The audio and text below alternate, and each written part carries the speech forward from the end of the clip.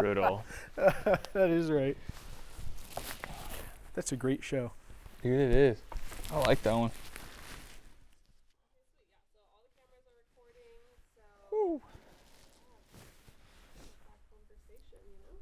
Cool. I'll pray for us too. But Yes. so goal is basically just the three of us processing like the digital media campaign. Cool. So yeah. Force your hands if you feel nervous. I just But pretty laid back because like I want Scott's I feel like these are conversations we have on the side all the time. Totally. The goal would be that we have two pieces like this today. This one, and then Chris Reinhardt and Jose Craig are going to be where we're at. Sweet. They're going to talk more about the like impact on the ground, you know, from a minister's perspective. But this stuff I hope is like content for the network, for partners, so they can see like. I think one of the things that stuck out to me was one of our last meetings was when Ron was like, the people he was meeting with, just they had no idea like the level of like strategy and work that was put into it. So I want to make something for those people, for you guys to network with, to like, hopefully it gets like support and like for future projects. So that's the goal. But I want it to be a good convo. I told Scott he's got prompts, but I want Scott to also jump in, add things you saw, challenges, things you were worried about, stuff like that. Yeah. Can I give you this? Yeah. I don't know that I need. Cool. I've only read them like 72 times between last night and today. Thank you. But thanks, Emily. yeah, as you're sharing about this, like you said, I mean, we literally have talked about this type of stuff countless times. Yeah. Now for 4 years. Yeah. I mean, this was our fourth campaign. Yep. Gosh, that's amazing. Oh, I know. Well, I was talking with a friend, and he said, so tell me just a little bit about you guys doing Giving Tuesday. Is this your first time? I go, no, it's our fourth. And he goes, well, what did that look like? Yeah. Like, well, first goal, 3 attempts ago, was to raise $50,000, and we were advised to really carefully consider that dollar amount and probably correct it. Correct it down. Yes, definitely down, because there was the realization that no one at any level in our organization or on our team had ever had any experience with the Giving Tuesday campaign. And we're going to go with this crazy idea of trying to raise $50,000 to save a church that was on the road to closure. And I think you were new on staff, if I remember right, going into that. And so you were coming in like 110 miles an hour, eyes wide open, but like, I don't know what I don't know, but let's go, you know? Yeah. And through that campaign, if I remember right, we raised about $76,000. And I remember that there was one specific individual who has pretty significant experience in the generosity space, in the philanthropy space, as well as the faith-based philanthropy space. Yeah. Has been involved in a lot of Giving Tuesday campaigns, and they were taken aback that not only did we hit the 50, but that we actually saw $76,000 or so come in. Yeah. And I think that's where we realize we knew that we have a good team. God's blessed our efforts. We play our part. He brings the increase. But it was like, wow, that was something special. Yeah. And then I'll never forget going into my boss the next year, just probably first quarter of the next year, and we start talking about Giving Tuesday for the next go around. And he says to me, so have you been thinking about the goal for Giving Tuesday? And right away I have this like pucker moment where I'm like, something doesn't smell right. Like something's going on here. Yeah. And I said, no, I really haven't thought about it. He goes, have you prayed about it? And I'm like, oh, he is setting me up? No, I haven't prayed about it. He goes, well, I have. I think we should go for $250,000. Yeah. And I remember that thinking, guy. Can I get off this ride yet? Yeah. 50 was intense. Yeah. And okay, if we're going to go to 100K, like, okay. Yeah. Double. Yeah. Sure. Yeah. Ambitious, but okay. And they want to go for a quarter. And you guys, again, rally, put together a great campaign. And we see, if I remember right, that was about $272,000 that come in. Yeah, I think so. Yeah. Yeah. So we hit that. That was insane. Yeah. That one was tough. That one was tough. That one was tough. Yeah, that was, what campus was that for? Anaheim. Yes. Yeah. I remember being on the roof. Yeah, that's right. That's right, man. But we Forgot about that. we did more of a live Yeah, in the campus. live conversations. A lot of things happened, and I remember trying to manage lead gifts and all these different things that Oh, were yeah. going on. Yeah. Sitting down there, and then you pulling me or somebody else up to do a little thing and trying to keep track of it all. Yeah. And then finishing that in my living room with Ron and Nick Luther That night, yeah. at like 11:50. Yeah. Like doing the last Yeah, update. And God blesses it again, and we were blown away by that. And then we have the conversation again, and this time it's for Santa Rosa. Yeah, Santa Rosa was the next Last year one. was Santa Rosa, and that was $500,000. Yeah. And we exceed that by I think somewhere around $80,000. Yeah. When all was said and done, and all the final gifts come in. That was crazy. So, and I recap all of that to kind of get us to here. Yeah. Not right here, but let's go back a couple months. Yeah. We started talking about Giving Tuesday, and what did that look like for you guys with your teams? We've come off of 3 major successes. Mm-hmm. We have worked each time to save a church on the road to closure, to raise dollars to revitalize it and relaunch it as a Sandals church location, and we're going to do Giving Tuesday again. And I don't even know that when that conversation started, we had landed on what we were going to do. I don't think so. In the summer, we hadn't landed on it? I think it was just before there were some initial conversations about, hey, we might do this, we might do that. Yeah. There was a couple different options still, I think, Oh, when yeah. we first started working on That's it. right.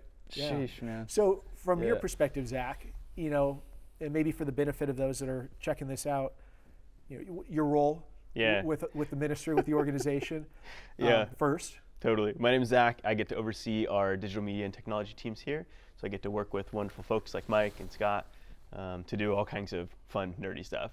Yeah. And you've been around for a minute. How long have you been on staff? Oh gosh, it'll be 8 years in just a couple months, like March, I think. Shoot. Yeah. So you're a 8. good bit. You're how? I don't know, man. Because Yeah. I started the year before the pandemic. What am I? Yeah, so maybe 3 like years? 3, 4. 3-4 years? Yeah. So I just hit 5. Nice. So you're the elder. The elder. We respect you and honor you. But your experience, because you've been involved in all of this, Yeah. and kind of getting up to where we're at now. What has that been like for you?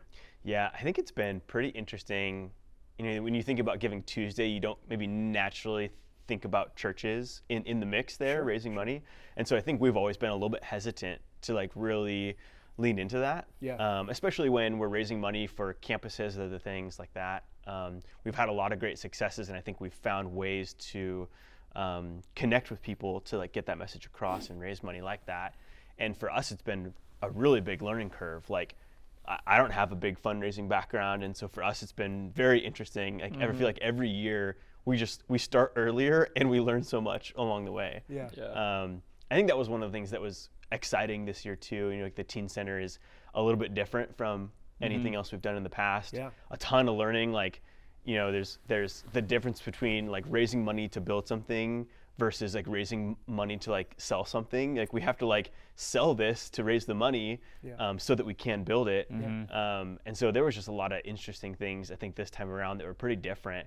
Whether it was working on renders or some of the media we were working on, that was just very different from years past, for sure. Yeah.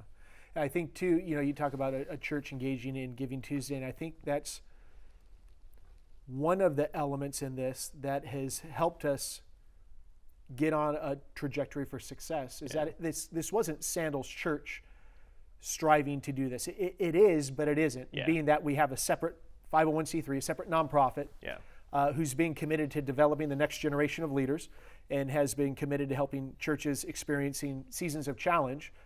We want to help churches overcome that, but at times we have the opportunity to adopt them, revitalize them, and relaunch them. Yeah. So to have that other entity kind of spearhead that, and more, I think each year we've had more involvement from Sandals Church, or it's been more clear that Sandals Church is more and more a part of it. Yeah.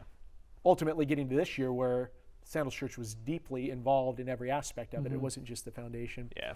But Mike, also for everybody, your involvement, your place on the team. And we already heard about 4 years, give or take a couple months. Yep, the marketing supervisor on digital media here at Sandals Church. So Yeah, Giving Tuesday is a unique challenge because it uniquely falls, I think, on our team with marketing and digital media. So marketing and web, they go hand in hand, but it uniquely falls on our team because we got to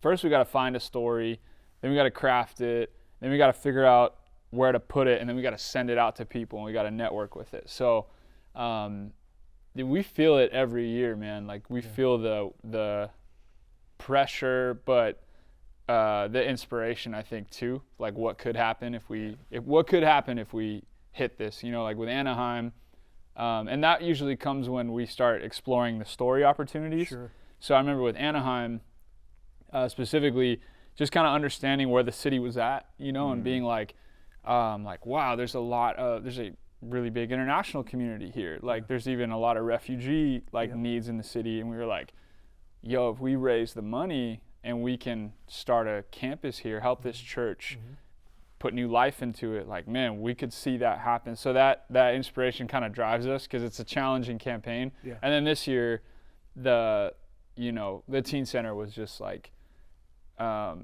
so I guess the impact was like so clear, the potential for impact. It was just so exciting, and it got more and more exciting and probably more and more, I think, emotional at points too, because it was just we were interacting with and getting to know the community better and better. And it was just like more firepower for like, man, we really want to do something crazy on Giving Tuesday, because if we could get a teen center in this city, like we could really be part of the change and part of helping people. So help me understand that, just timeline. About how far out from Giving Tuesday this year did you actually get to land on what are we raising funds for? July? I was going to say July or August. July. Okay. It was a decent runway. Well, it's a huge goal, but August, September, October, November. Yeah. So generous form. If we're generous, it's 4 full months. Maybe that feels generous to us. That feels generous, but now. Maybe it's not. I don't know. I don't know. Okay, so hey guys, we've seen great success raising money to save churches on the road to closure.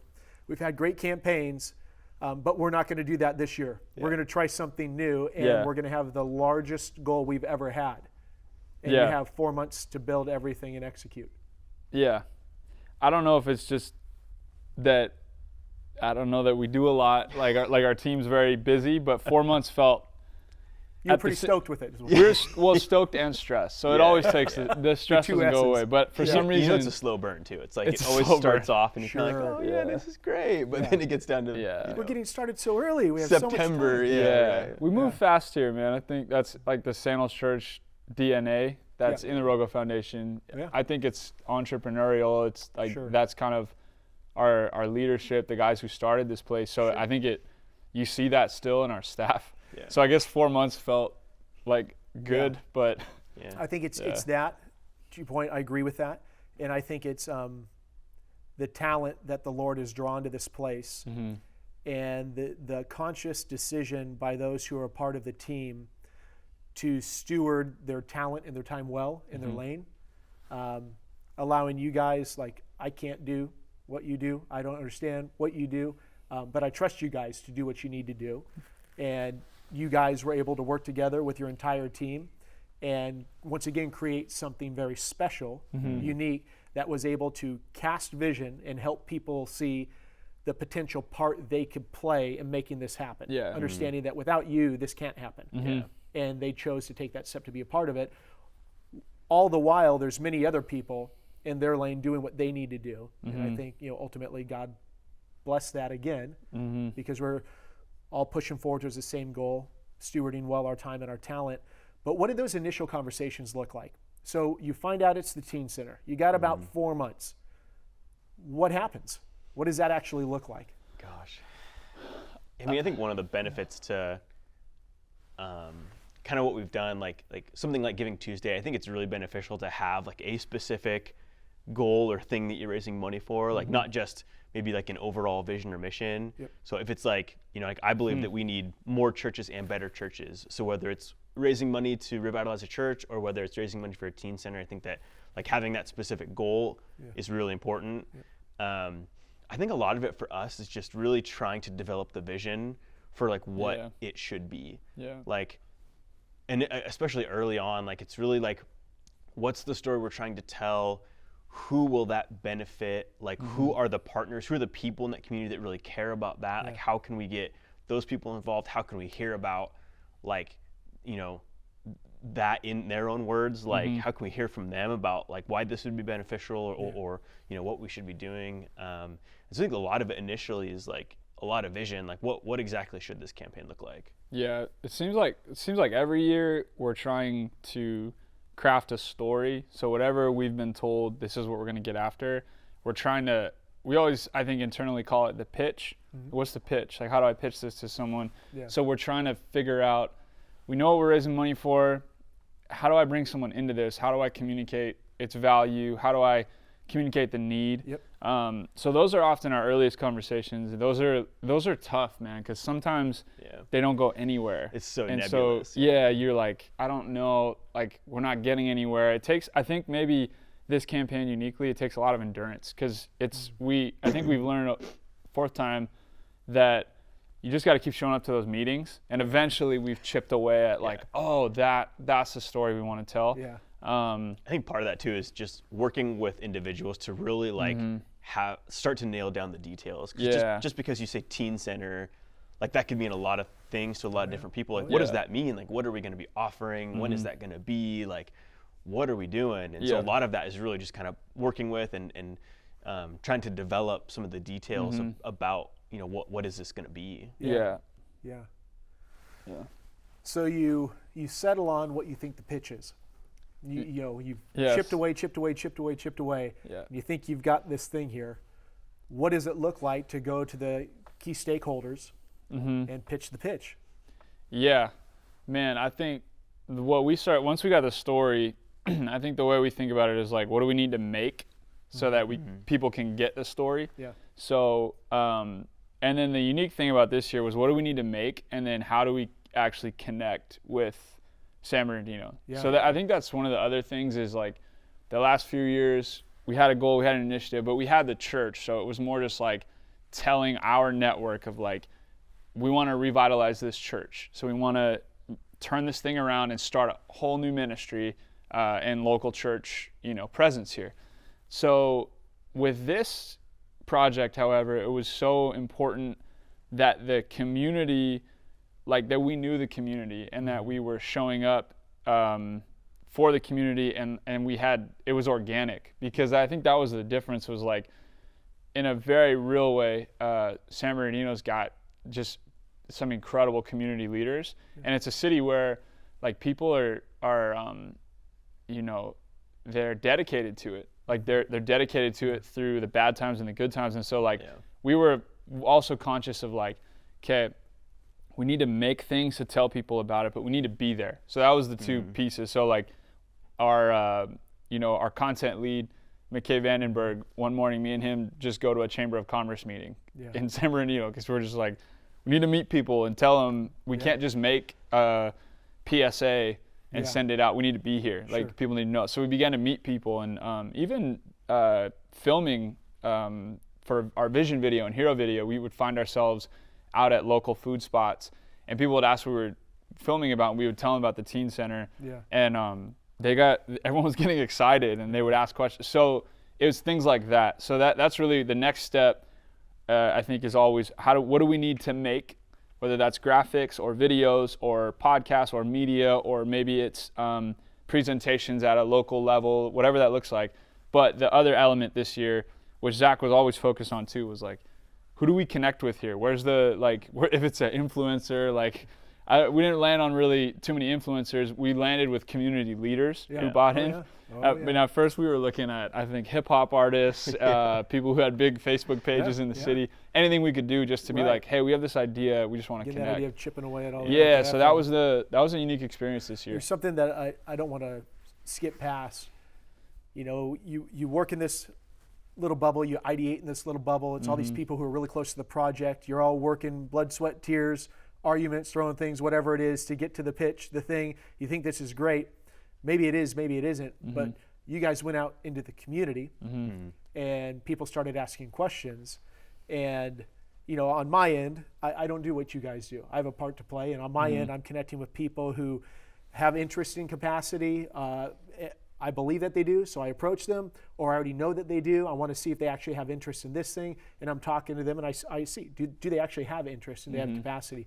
You guys went out in a very similar way to do work in the community, and very quickly you were able to understand if people had interest.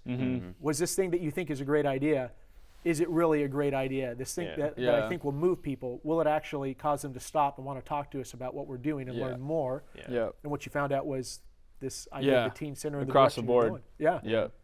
I think too, like we benefited from so much work that had already been done. Like Pastor Chris at Sandals Church San Bernardino, this was really like the teen center was birthed out of a need in that area, and they had already done so much of like the legwork, like kind of figuring that idea out, like what kind of could this be, like talking with some of the community leaders, and so like it was very interesting, I think, to hear from them, like because I have no desire to like make something that people don't want or that's not going to be helpful, that doesn't make any sense.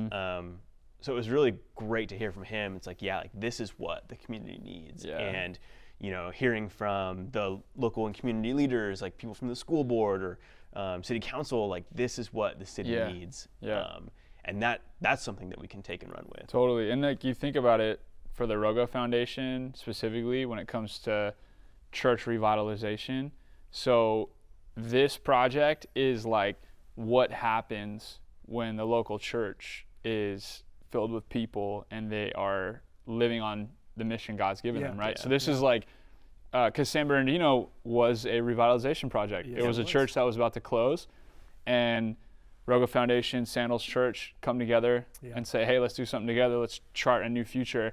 And then years down the road, this is an expression of the church, of loving the community, of being the hands and feet of Jesus. Like that's what's super exciting about the ministry, is seeing like, oh, that's what the church is capable of, is doing something like this, where we're a part of the community, we see the need, and then we go, okay, let's create and meet that need. So that's the other exciting element. Like that was one of the things that was particularly exciting for me, because I mean, I kind of grew up in the area. My mom teaches in San Bernardino, and so when we first worked on that campus, I was on the ground, did a lot of the infrastructure, and it was neat. It's always neat to see like some of the before and after, like this is kind of what this church looks like, and here's kind of what it looks like once it's been revitalized. But in the case of San Bernardino, I mean, there was a lot of space that we're like, we just don't have the money to really touch. If I remember right, I think there's like 7 buildings and it's almost 9 acres. It's huge, and so as exciting as that is, it's like you're also kind of like a little bit sad. You're like, man, there's so much opportunity here.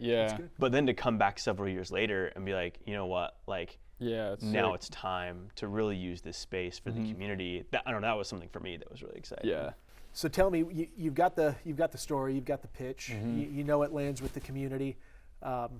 You've got buy-in from all the stakeholders. You're ready to go. You're building the pieces. What does it look like? How do you develop the strategy? That's how I want to ask it. How do you develop the strategy to begin to roll this out to the public and generate and then grow momentum to Giving Tuesday? What does it look like to have that conversation, develop, and then execute that? I think I think timeline is a big part of it, uniquely with this project. We dialed that in, but we kind of look at how much time do we need to communicate this and introduce this. So strategy really starts, I think, we look at our timeline. We break down our audiences. So, for this campaign, we're thinking about San Bernardino, and we really had two audience groups. It was Sandals Church and ROGO Foundation, and then it was just partners in the community, because there was a unique tie there. And especially too because we knew that this was going to be impacting real people in the neighborhoods. Plus, we would need to at some point interact with city council and with the leadership there. So we look at timeline, we look at audiences of like, who are these people? How are we going to talk to them? And what that really means is how are we going to invite them in to be part of this? And that changes your language a little bit. That changes your content a little bit, because different audiences need different things. Absolutely.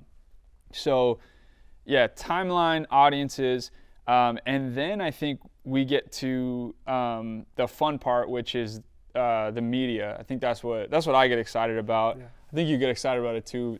Zach, he's got the web conversion process that he'll probably talk about, but I get excited about making the videos, getting the photos, creating the graphics. And what we did this year was we just had some really cool collaborations. So we went to our graphic designers, and we just spent extra time of hey, what would really move the needle? What could we make that would really get people to react, that would tell this story?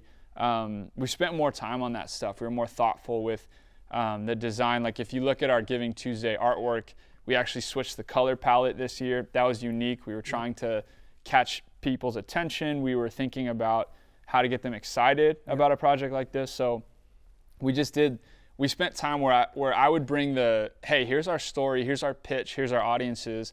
And I think this was the cool part, is I would go with our team, we would go to the different stakeholders, people with different talents, and we would give them what we're trying to do. So we're here's the story, here's what we're trying to do.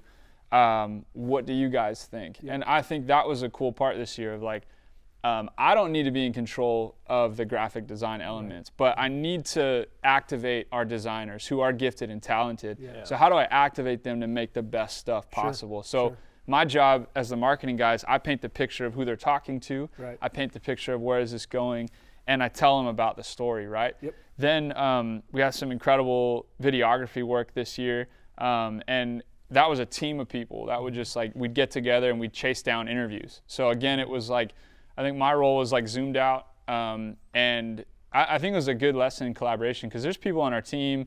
We worked with an amazing contractor this year, but there's people on our team where it's they're excellent at filming and audio and visuals. And so what I did, and I think Zach did too, is we zoomed out and we were how do we activate our team to make the best stuff? So that was hey, I'll get the interview locked in with, I think about Scott Wyatt. We would go to community partners. Scott Wyatt, who's incredible, and the school board president. Yeah. Hey, can I got on the phone with him. Can I get some time with you? Can I get an interview with you? He told me about San Bernardino, that he was all in on the project. Yeah. I'll schedule this interview. And then I get two of our videographers who are excellent, and we wake up early on a Sunday and we go film him. So I think that's really what we did, was we zoom out, we look at how much time we got, we figure out who we're talking to, and then we go collaborate, and we find the people who can make the visuals, who can craft the copy, who are strategic with digital communication or just networking. That includes you and Ron, right? And we just go, hey, here's what we got to do.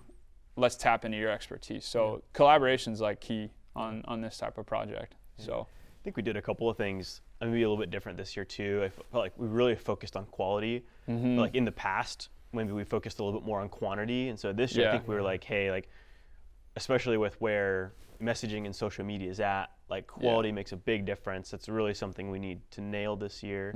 And I think we really thought about who are the audiences that we're trying to connect with. We spent a lot of time developing the audiences, what do they need? What are the platforms that they use? Who should be messaging to them?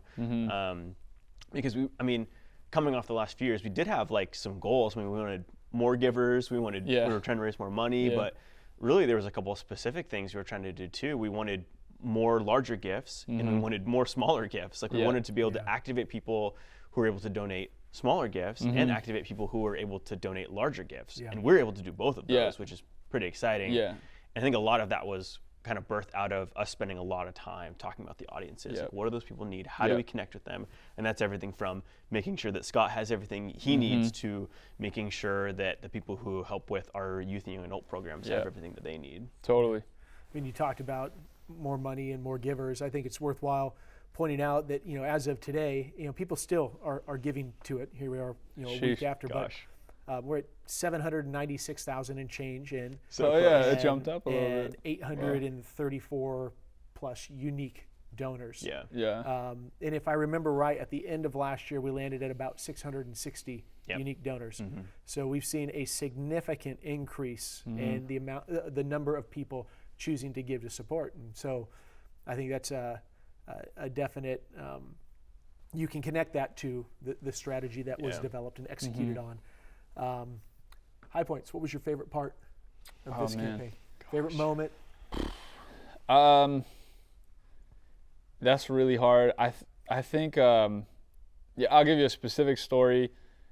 I was tapped out. I was tapped out like creatively at a certain point because we just were managing so much media, and Zach had a great idea. All I had was scheduled time to go film ads. I didn't even know what they were going to be, but I was like, we need some ads, like paid ads for day of. Yeah. So I scheduled time with our video contractor and our team, but I was like, man, I don't know what are we even going to film, man? Like we're so spent because it's high.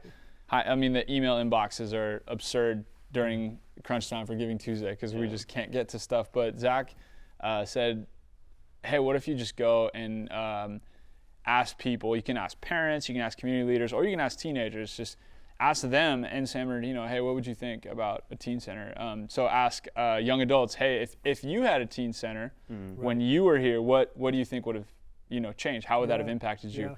And then he's like, ask parents, like, what do they think it'll do for them? And I was like, that's a great idea. Let's go. So we went.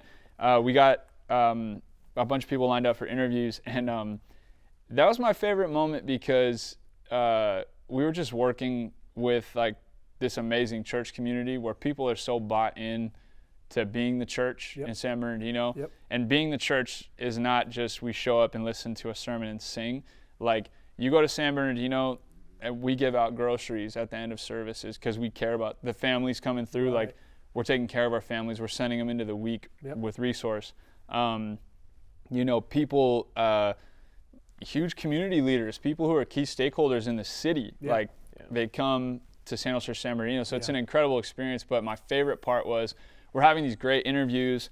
We had a great interview with Gwen Rogers, who is on the school board. She's well known in the state of California.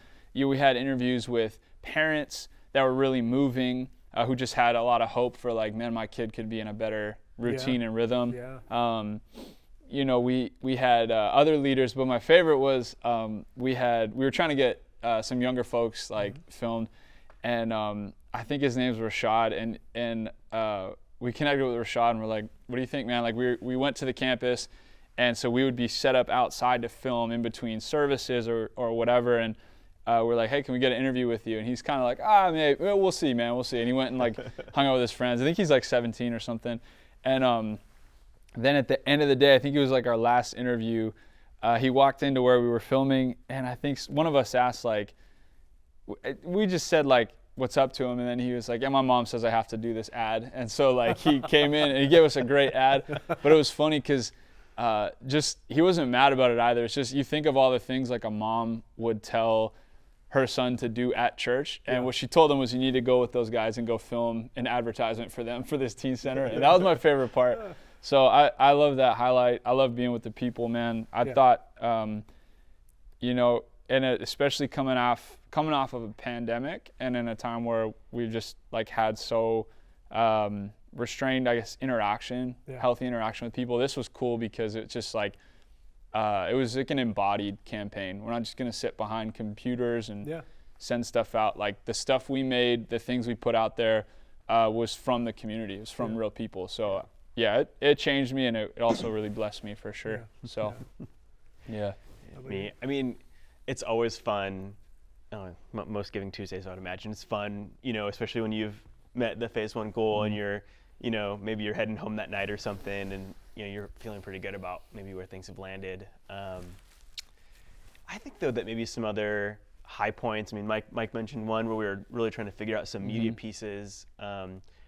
I maybe go back to, we had a community night at the campus. Oh yeah. And that's not something that our team would traditionally be super involved with, but we had like most of our team come to that, and the real point of that night was not to bring a whole bunch of Sandals Church people to that campus. It was to bring the community to that campus and hear about what we were trying to do. And I think that for me was just really exciting. Like, again, not something we would normally be super involved with. And I think we always wrestle with like, how many in-person events should we do versus how many videos should we make? Like, what's the combination of things? And but it was just neat to hear some of the community leaders that they asked to speak as part of that, Yeah. including Pastor Matt, and just talk about the impact that something like this could have Sure. in the community. Yeah. And certainly we were there to film and to capture what was happening, but it was neat to see.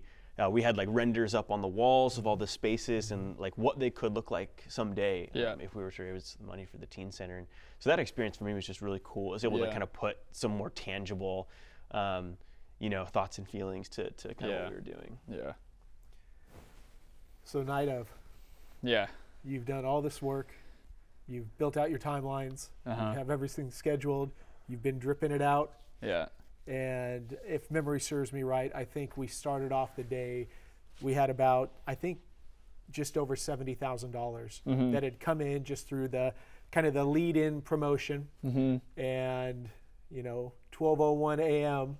on Tuesday kicks off. Oh, yeah. And you're at it, Yeah.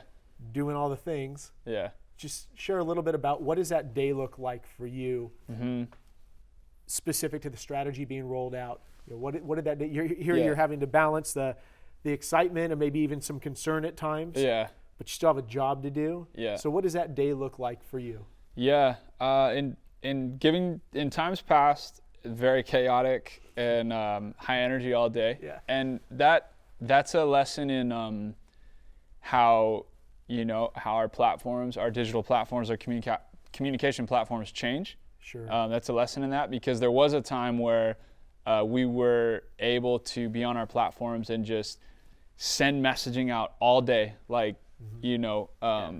tons and tons of content, and it worked. Yep. And things have shifted just with platform algorithms and how content is served up to audiences, and so we had to pivot that. So this Giving Tuesday was awesome. It was more anticipation, like an excitement feeling, because we were so strategic with timing of rolling out content. We looked at 2 weeks. We had a 2-week window. Started earlier this time. Yeah. We did a 2-week. There were some things that happened beforehand. Yeah. They were a little bit spread out, like the community vision night. We had some initial branding for the teen center. So we had let our audiences and done some networking, let them know, hey, this is a project we're doing. But then we were hey, our core audience is Sandals Church and our ROGO Foundation partners. 2 weeks we think is optimal. We even did things where for our Sandals Church audience, the most effective day for us and time for us to communicate anything is Sunday, because that's so it's funny, because people are on social media all the time, and I think a lot of churches sometimes we forget, hold on, man, you work here, so you get stuck in what you think works and is cool. The normal person who is the church, Sunday, man, that's when they're really tuned in. So the 2 Sundays leading up to Giving Tuesday were big moments. We had media, we had key art the first week, which was Giving Tuesday 2022. It was us announcing it. Then the Sunday right before Giving Tuesday, we released our hero video, which was phenomenal. It's I think it's the best one we've done, but it's really our vision video of here's what we're doing. It had the renders. It had some great, pitches from Pastor Matt and our San Bernardino campus leader. It was just a great video, even some of the students there. Yes. So and then the week of Thanksgiving too was just little pieces of content going out, very timely. We knew what we wanted them to do, videos, graphics, and so it was awesome, man. We dialed that in so much that on Giving Tuesday, we had a schedule, and it was just press and release, and then sometimes something fun, you connected with me for some stories of some supporters. So I just queued that up, and so, man, we were managing communication, we were watching the World Cup game, we had a great time as a team. It was this big campaign. We had the ticker on the wall of how much had come in. So it was actually a great experience on Tuesday with our team. We'd play the Rocky theme song loud and obnoxiously in the office, interrupting your calls, I'm sure, when we hit a goal. No comment. So it was awesome, man. It was a testament of just excitement of we really thought through. We didn't just, I'll say this, with a campaign like Giving Tuesday, it's competitive and it's high stakes. Yeah. So there's the impulse to just try to be as loud as possible and just be frantic, I guess, try and be busy. And what we did this year was we stopped and we said, like, there was that impulse of like, is this really going to work? But the gamble we played was like, what if we slowed things down and we didn't focus on just being as loud as possible because we're antsy, and we just said, let's think about what will really move people, and let's just put our money on that. And we had like a graph, to give you a closing example, we had a graphic that I think got shared close to 1,000 times. So like 1,000 network jumps. It was a carousel of like stats of, where's San Bernardino at, what's the need? And then it ended with like some renders. It was a great graphic design product from our team. And just that alone, man, like that's 1,000 networks that is jumping and showing people our story, stuff like that. So it was awesome, man. It was a great day as a team. We were excited and like, what are we gonna hit? This is gonna be cool. So it was cool. What did day have look like for you? Yeah, I mean, in years past, we've done really big events on Giving Tuesday. And this year we decided not to do one. We weren't quite sure that was a needle mover for us, and that seemed like it was the right decision, because normally I'm scrambling to make sure that everything's in place, we're getting live streaming up and running, or whatever event that we're doing, and so I think that initially it was kind of like, oh, do we really need that? Should we have it? I'm not sure. But I think towards the end it made a lot of sense around our strategy and how and where we were trying to connect with people. And so I think that, a lot of that day for me is just really coming in, encouraging our team, making sure that they have everything they need, making sure that any issues or problems that arise, that we handle those quickly, that folks like Scott, have everything that he needs. Everything's working, donations are coming through. But you always get like that kind of little bit of a pucker moment. You have like the morning where things start off and maybe you've got a couple $100,000 in there, or maybe close to lunchtime, and you're kind of looking over at Scott, like, when's the big money coming in? But I think one of the things that was really exciting was just, you could see the kind of pace of the number of donations coming in. I think it was really exciting because it seemed like we were really going to surpass prior years in terms of unique donors. And so a lot of my kind of role that day is really just supporting the team, making sure that everything's in place. And you touch on something that I think is worth bringing up. We did not set. If somebody goes to rogofoundation.com/teen center right now, they'll see that the goal is $1.32 million. That's for the first 3 phases of the teen center. All 3. That is the larger goal, to raise those dollars so that we can get the doors open and really provide a great suite of services to the teens in need in that community that we have the opportunity to bless and to serve. But we didn't start out on Giving Tuesday promoting a $1.32 million goal. Based on previous experience, I think some prayer, a lot of conversations, we opted to break this into a phased approach. So as people began to learn about the Giving Tuesday effort and the opportunity that was there, the goal that we were showing was for phase 1. So it was just a $500,000 goal. And as we saw the pace of the donations, the dollars coming in, and where we're at with how much time is left in the day, there was a decision, if I remember right, I think it was around 4 p.m. It was like late afternoon. I think we opted to open up phase 2, which was $320K. So that bumps us to an $820,000 goal. So we moved the sticks, during the day, but I think that was timed well, and we still had content that was coming that could help to grow the momentum and carry it through the end of the day. I know a number of us were still up doing certain things up until midnight, making sure that everything was going according to plan.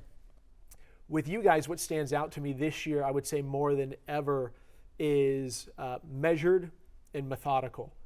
You guys seemed, on this side of it looking back, immensely intentional with everything that was done.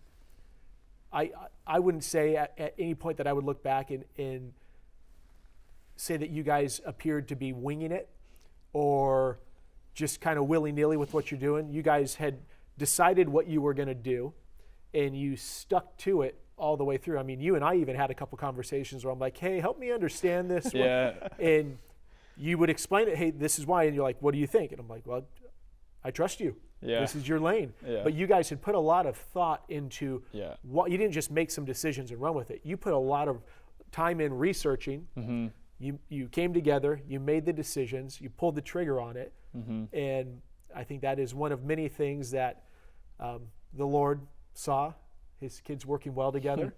I think that you guys rightly stewarded the challenging season, and God showed up in a massive way and brought a huge increase this year. Yeah, No it's doubt. amazing to see what God can do, to reach people, to meet the needs of people, like amazing. I think that really, like, I think it was last year, 2021, where I think we really learned some good lessons about collaboration that we tried to carry into this year. Like, good. it's just so important. Like, our team can't do it all ourselves. That collaboration is so important. And so, you know, every decision that gets made, a lot of times that's through a lot of conversation. Like, what do you think? What do you think? Sure. What should we do? Totally. Like, let's talk to these folks. And, Yeah. so I think that that's something we've really learned, that, man, collaboration is what really makes or breaks it. Yeah, that's true. I would second that, because I think of if you look at some of the key, just on video, but if you look at some of the key video pieces this year that were like foundational, there's three different videography leads that manage those pieces. Okay. So that's different styles, that's different approaches to filming and post. But all three, I think, like, there was just, they honored each other. Yeah. We did too. Like, I remember Jacob Armstrong, who's on our creative team, and does a lot more of like the big moment things at Sandals Church. So I always say he's more cinematic when he films, versus our team, which is much more like run and gun, more journalism.